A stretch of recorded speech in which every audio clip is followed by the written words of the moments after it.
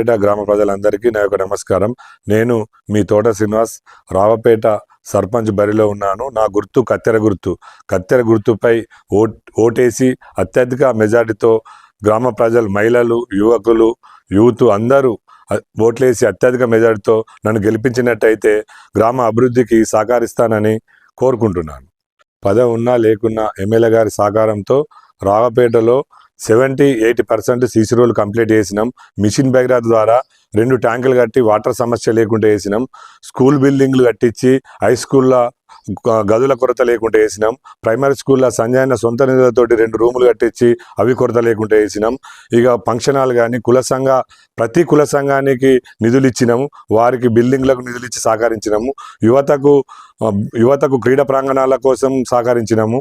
అలాగే యూత్ మన మహిళా సంఘం బిల్డింగ్ కానీ, అలాగే వైద్య బిల్డింగ్ కానీ, ఇలాంటి చెప్పుకుంటూ పోతే చాలా పనులు చేసినాం. పదవి లేకున్నా ఇప్పుడు మీరు పదవి ఇచ్చి నన్ను ఆశీర్వదించి నాకు పదవి ఇచ్చినట్టయితే, నన్ను ఆశీర్వదించి గెలిపించినట్టయితే మిగిలిపోయిన పనులన్నీ త్వరగా ఎమ్మెల్యే గారి సహకారంతో ప్రతి పని ఏమి చేయాలనో నాకు అనుభవం ఉంది కాబట్టి, అనుభవజ్ఞుని కాబట్టి ప్రతిదీ ఆఫీసు, ఎంఆర్ఓ ఆఫీస్ కానీ, ఎంపీడీఓ ఆఫీస్ కానీ ప్రతిదీ మీ ఇంటికి గడపకు తీసుకొచ్చి పనిచేసే బాధ్యత నాది. మీరు ఖచ్చితంగా భారీ మెజారిటీతో కత్తెర గుర్తుపై ఓటేసి నన్ను గెలిపించవలసిందిగా గ్రామ ప్రజలందరికీ శిరస్సు వంచి దండం పెడుతున్నాను.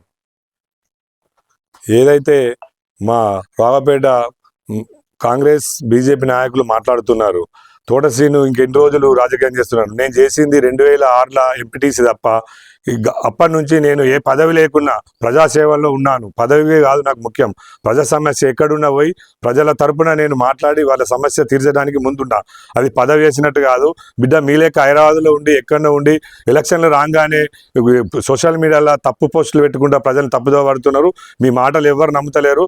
ప్రజలు గడప గడప పోయినప్పుడు నేను చేసిన పని చెప్పుకుంటూ నాకు ఓటేస్తామంటున్నా. నాకు అది చాలా సంతోషంగా ఉంది. ప్రజలకు పని అయితే మర్చిపోరు. పక్కా నన్ను భారీ మెజార్టీతో గెలిపించి మీకు గుణపాఠం చెప్తారు. మీరు ఇట్లాంటి మాటలు ఇప్పటికైనా మానుకోవాలా. తోట శ్రీను అనేది మోసం కాదు, ఒక వ్యక్తి ప్రజాసేవ కోసం 24 గంటలు తప్పించే వ్యక్తి. మీరు ఇట్లాంటి మాటలు చెప్పి ప్రజలను తప్పుదోవ పట్టేయాలని చూస్తున్నారు కానీ వారు నమ్మరు. మీరు ఇప్పటికైనా మానుకోవాలా. ఎలక్షన్ అంటే సజావుగా మనం చేసే పనులు చెప్పుకుంటూ ముంగటికి పోయి ఓటు అడగాల తప్ప కానీ ఉత్త మాట చెప్పి కాళ్ళు మొక్తా దండం పెడతా ఓటేయని కాదు. మనం ప్రజలకు విద్యావంతుణ్ణి, నాకు అనుభవం ఉంది. ప్రజలు ఏ సమస్య చెప్పినా 5 నిమిషాలు తీర్చే నాకు ఆ టాలెంట్ ఉంది కాబట్టి నేను ఓటు అడుగుతున్నా. గిట్లా మీ లెక్క నేను దండం పెడతా, కాళ్ళు మొక్తా, ఒకసారి అవకాశం ఏమని నువ్వు ఎప్పుడైనా ఓడిపోయినావా? ఒకసారి అవకాశం అంటున్నావు, నీ పని నువ్వు వేసుకుంటావు. ఇప్పుడు ఎలక్షన్ రాగానే రోడ్డు మీదకి వచ్చినావు. గత 10 సంవత్సరాలు మీ బీజేపీ పార్టీ అధికారం ఉన్నాయి. మీ ఎంపీ గారు 10 సంవత్సరాలు ఉన్నాడు. ఒక్క నిధి తీసుకొచ్చన్నా రావపేట ఒక్క అభివృద్ధి అయినా చేసినవా? ఎందుకు ఇట్లా మీరు కళ్ళబొల్లు మాటలు చెప్తున్నారు? ప్రజలను మోసయ్యద్దు. మీరు బీజేపీ 10 సంవత్సరాలు ఉంది, కాంగ్రెస్ 2 సంవత్సరాలు. మీరు ఏం అభివృద్ధి చేసిండ్రు? ఒక్క రూపాయి అభివృద్ధి చేయలేరు. అయినా మీరు రెచ్చగొడుతుండ్రు, సోషల్ మీడియాలో రెచ్చగొడుతుండ్రు. అయినా మా కొడుకుపై దాడి చేసిండ్రు, మా ట్రాక్టర్ ధ్వంసం చేసిండ్రు. అయినా నేను ఎక్కడ రెచ్చిపోలేను. మీకు ప్రజలు గుణపాఠం చెప్తారు. నాకు అనుభవజ్ఞుని కాబట్టి నేను ఎదురు దాడికోలేను, ఎదురు దాడికి ఎప్పటికి పోను. ప్రజల మీరు అందరు గమనించి కత్తెర గుర్తుపై ఓటేసి నన్ను గెలిపించవలసిందిగా సవినయంగా కోరుకుంటూ మీకు శిరస్సు వంచి పాదాభివందనం తెలియజేస్తున్నాను. రావపేట గ్రామ ప్రజలందరికీ నమస్కారం. నేను మీ సర్పంచ్ అభ్యర్థి తోట శ్రీనివాస్. నేను మీకు సేవ చేయడానికి ముందుకు వచ్చిన.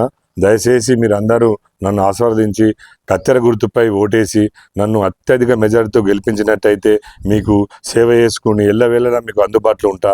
మీకు ఎప్పుడు పదవి ఉన్నా లేకున్నా మీకు అందుబాటులోనే ఉన్నా. ఇప్పటికీ మీకు అందుబాటులోనే ఉంటా. పదవి ఇచ్చినట్టయితే నాపై బాధ్యత పెరుగుతుంది.